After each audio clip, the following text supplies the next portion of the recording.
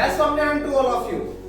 Today I'll start chapter 3, Plant Kingdom, on my channel Biology by Siddharth Sir. Audio Jungle.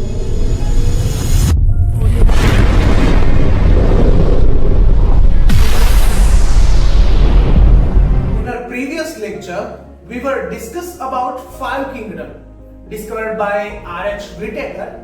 He had explained Monera kingdom, fungi kingdom, protista kingdom, plant kingdom and animal kingdom. हम last chapter के अंदर Monera kingdom है, fungi kingdom है और protista kingdom है, इसके बारे में समझ चुके। आज का हमारा चैप्टर है प्लांट किंगडम। यहाँ पे हम प्लांट के बारे में समझेंगे। नॉर्मली प्लांट के बारे में बात करें तो पहले जब बाय किंगडम की क्लासिफिकेशन हुई थी, 2 किंगडम की क्लासिफिकेशन हुई थी, कैरोलस लिनियस ने जो की थी, हमने पिछले चैप्टर में बात की है। वो जब बात हुई, कैरोलस लिनियस ने जब वो क्लासिफिकेशन किया तो उनके अंदर उन्होंने क्या समझाया था, उन्होंने प्लांट किंगडम और एनिमल किंगडम 2 ही क्लासिफिकेशन किए थे। तो ये प्लांट किंगडम के अंदर उन्होंने प्रोटिस्टा, फंगी और मोनेरा, इन सबको प्लांट किंगडम के अंदर रख दिया था। क्यों? क्योंकि इन सबके पास सेल वॉल है, इसी रीजन से उनको इनके अंदर अरेंज कर दिया गया था प्लांट किंगडम में। लेकिन आरएच व्हिटेकर ने 5 किंगडम में ये सारी चीजें अलग कर दी। मोनेरा किंगडम, फंगी किंगडम और प्रोटिस्टा किंगडम ये सारी अलग कर दी और प्लांट किंगडम अलग से दी। प्लांट किंगडम के अंदर इस चैप्टर के अंदर हम पढ़ेंगे algae के बारे में, उसके साथ साथ हम पढ़ेंगे bryophyte, pteridophyte, angiosperm, gymnosperm etcetera etcetera. Cyanobacteria जो ब्लू ग्रीन algae के नाम से जाने जाते हैं, उसे एक हम जानते हैं कि वो एक algae है। तो उसको हम पिछले वाले चैप्टर के अंदर हम मोनेरा के अंदर, मोनेरा को दो पार्ट में डिवाइड कार्ल ह्यूज ने किया था, उसका यू बैक्टीरिया उसके अंदर हम समझे थे साइनोबैक्टीरिया ब्लू ग्रीन algae, बराबर, वो एक algae ही है।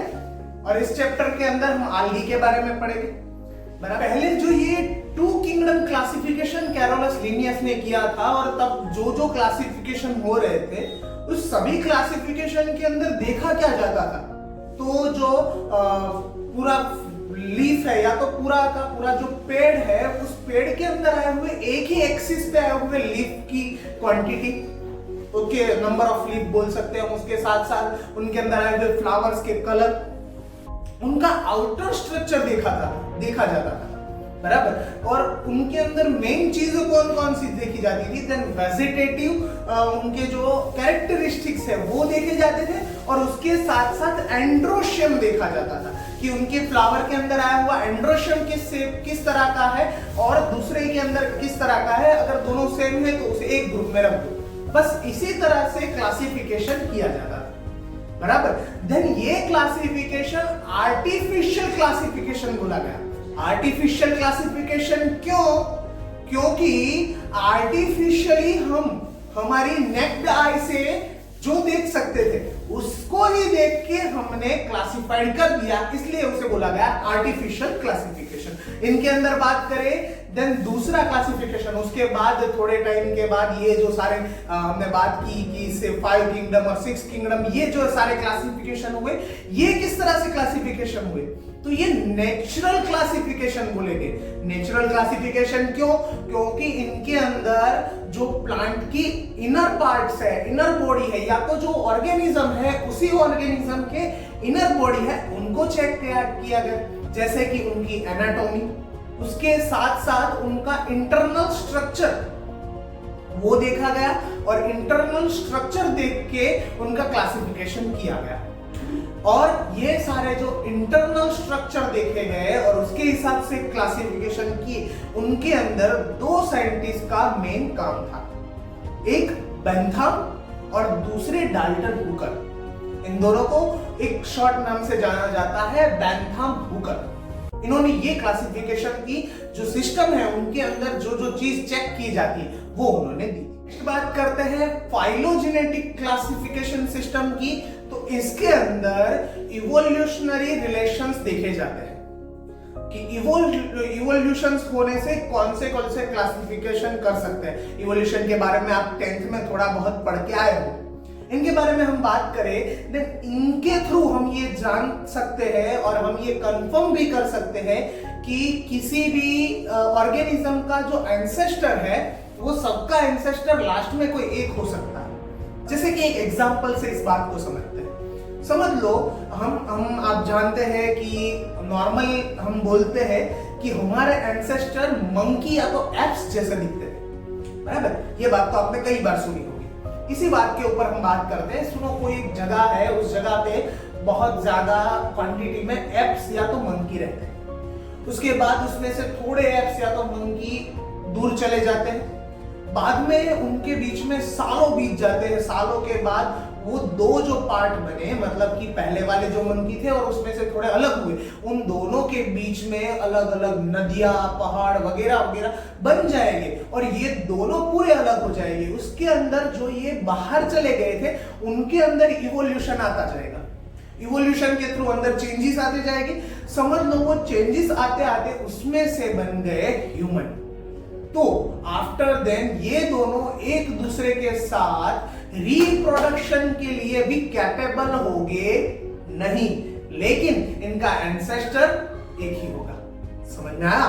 तो ये पूरी थिंग, इसके थ्रू भी हम क्लासिफिकेशन कर सकते हैं और फिक्स कर सकते हैं कि एंसेस्टर एक हो सकता है। उसके बाद अलग अलग कई टाइप के क्लासिफिकेशन हुए, जैसे कि न्यूमेरिकल क्लासिफिकेशन, मतलब कि न्यूमेरिकल टेक्सोनॉमी। तो उनको नॉर्मली हम कंप्यूटराइज सब कुछ कलेक्ट कर सकते हैं। उसके बाद सेल का स्ट्रक्चर, सेल के अंदर आए हुए क्रोमोसोम का स्ट्रक्चर, ये सब देख के एक साइटो क्लासिफिकेशन, मतलब कि साइटो टेक्सोनॉमी करके भी क्लासिफिकेशन किया। उसके बाद प्लांट है, प्लांट के अंदर जो केमिकल्स रिलीज होते हैं उस केमिकल के हिसाब से केमियो क्लासिफिकेशन भी हम कर सकते हैं, केमियो टेक्सोनॉमी। इसके हिसाब से पूरा क्लासिफिकेशन अलग अलग टाइप से और डीपली क्लासिफिकेशन हम कर। इस तरह का एक क्लासिफिकेशन मैंने आपको यहाँ पे दिया है।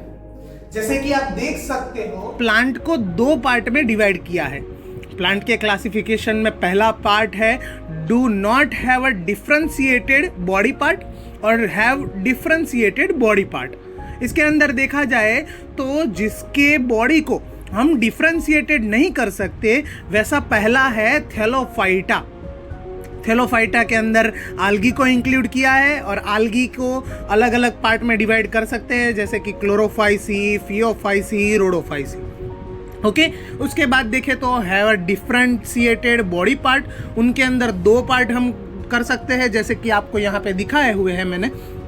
एक है विदाउट वस्कुलर टिश्यू और दूसरा है विथ वस्कुलर टिश्यू। तो विदाउट वस्कुलर टिश्यू के अंदर देखा जाए तो इनके अंदर टिश्यूज नहीं आई हुई होती, जिनके अंदर पहला है ब्रायोफाइट। और ब्रायोफाइट के बारे में आप इसी चैप्टर के अंदर लीवर वॉट और मोस के बारे में पढ़ोगे।